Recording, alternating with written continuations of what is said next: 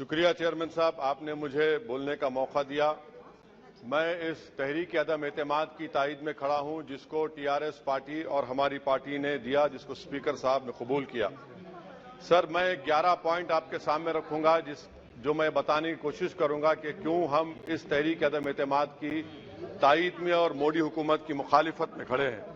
Sir, हालिया दिनों में हमारे मुल्क में ट्रेन में एक वर्दीपोश दहशतगर्द ने अपने सीनियर मीना साहब का कत्ल करने के बाद ट्रेन के कंपार्टमेंट में जाकर नाम पूछकर, चेहरे पर दाढ़ी देखकर, कपड़े देखकर उनको कत्ल कर दिया और उसके बाद उसने कहा कि इस देश में रहना है तो मोदी को वोट देना पड़ेगा।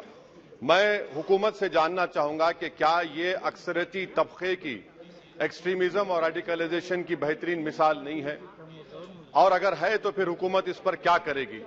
सर, हमारे आइन में, संविधान में लिबर्टी ऑफ कॉन्शियस को लिखा गया, तमहीद में, यानी जमीर की आजादी का जिक्र किया गया है।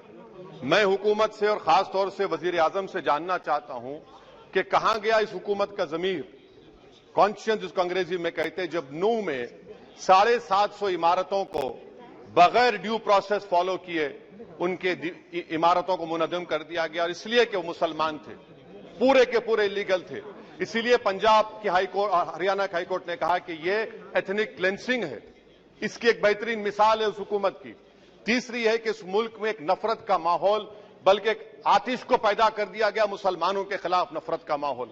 ये 9 साल का इनका ये कारनामा है। तीसरा सर, मणिपुर के ताल्लुक से कल बड़ा लंबा जवाब वजीर दाखिला ने दिया। सर, आसाम राइफल के ऊपर केस बुक हो जाता है, एफआईआर हो जाता है। क्या हो रहा है वहां पर? कहां गया आपका कॉन्शियस, कहां गया आपका जमीर जब वहां की महिलाओं की अस्मत रेजी की जा रही है? और आप मुख्यमंत्री को नहीं हटाना चाहते इसलिए क्योंकि वो कोऑपरेट कर रहा है। सर, मैं हरियाणा और मणिपुर के वजीर आला के लिए किसी शायर ने अच्छा कहा था कि कुर्सी है तुम्हारा ये जनाजा तो नहीं, कुछ कर नहीं सकते तो उतर क्यों नहीं जाते।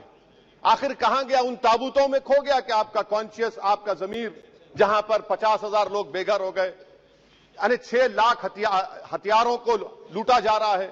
आखिर कौन सा आप इंचार्ज वहां पर हैं? सर, चौथा पॉइंट, हिजाब को एक मसला बना दिया गया और मुस्लिम बच्चों को तालीम से महरूम कर दिया गया। क्या यह आपका लिबर्टी ऑफ कॉन्शियंस है? कहां गया आपका जमीर?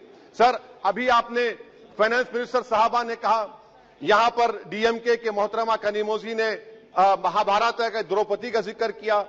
मैं ये पूछना चाहता हूं, बिल्किस बानो इस देश की बेटी है या नहीं?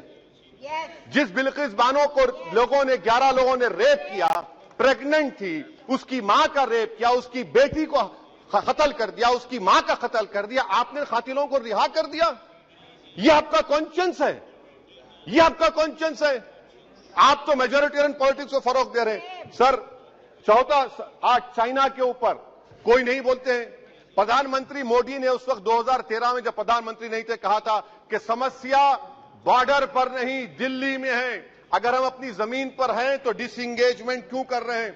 क्या आज चीन हमारी जमीन पर नहीं बैठा है? क्या आज चीन से आप बातचीत कर रहे हैं? आप डिसएंगेजमेंट कर दिए। बताइए डी एस्केलेशन, डी इंडक्शन कब होगा?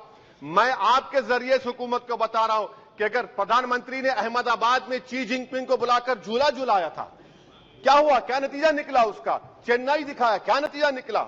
सर, इसलिए चीन पर बोलिए, चीन को उखाड़ कर फेंकिए। सर, और एक पॉइंट जिस पर मैं मुखालिफ तायद में खड़ा हूं, हाई इन्फ्लेशन है इस मुल्क में, हाई अनएम्प्लॉयमेंट है, स्टैग्नेटिंग कंजम्पशन है। इसकी वजह से महिलाओं में हाई एनीमिया लीड कर रहा है। ये हुकूमत इसकी जिम्मेदार है।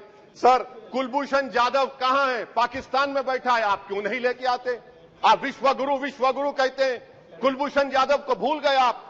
कतर में 8 नेवी ऑफिसर 1 साल से जेल में हैं, आप नहीं ला सके उनको। सर, और एक चीज, 1991 का प्लेसेस ऑफ वर्शिप एक्ट इस ऐवान में पास किया गया था कि तारीख के जख्मों को नहीं खुरेदा जाएगा। आप खुरोद रहे हैं उनको। मैं आपको इंतबाह दे रहा हूं, वार्न कर रहा हूं, इस मुल्क को 90 के दहे में मत लेकर जाइए।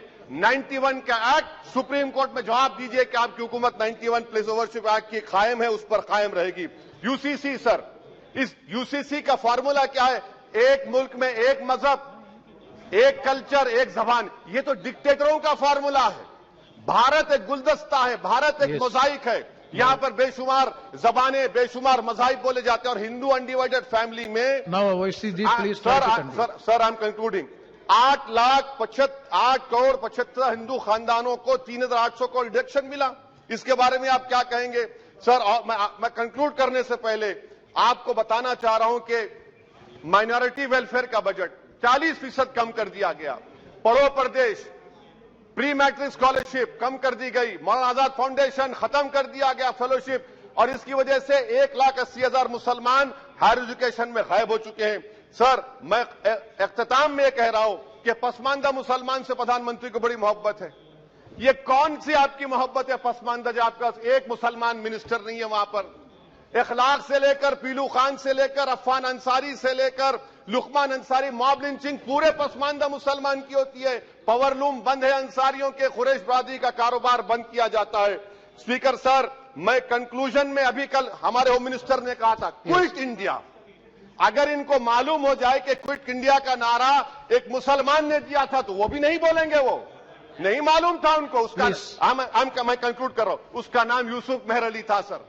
यूसुफ मेहर अली ने क्विट इंडिया का नारा बनाया, जिसको महात्मा गांधी ने सारे देश में एक पैगाम किया। मैं कंक्लूड कर रहा हूं सर, इस देश में अगर आज क्विट इंडिया करना है तो कहना पड़ेगा चाइना क्विट इंडिया। जो गौ रक्षक है, जिसका नाम मोनू है, वो आपके लिए मोनू डार्लिंग बन गया है, उसको कहिए क्विट इंडिया।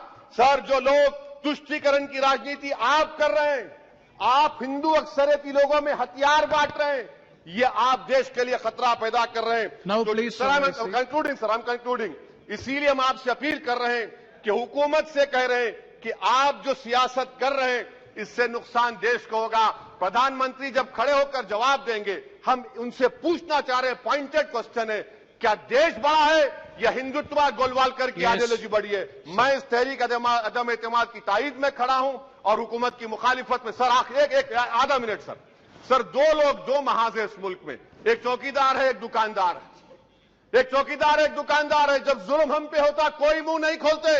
यूएपीए का कानून अमित शाह ने लाया, इन दुकानदारों ने तायद की। आज उस यूएपीए का कानून में 83 साल का बुढ़ा सिपर नहीं होने से मर गया। आखिर कब तक दुकानदार और चौकीदार हमारी लाशों पर सियासत? सर, हम कंक्लूडिंग, कब तक सियासत करेंगे? अगर आप जुल्म के खिलाफ आवाज नहीं उठाएंगे तो आपकी दुकानदारी नहीं चलेगी, चौकीदार को बदलेंगे, तीसरा महाज करेगा। शुक्रिया सर।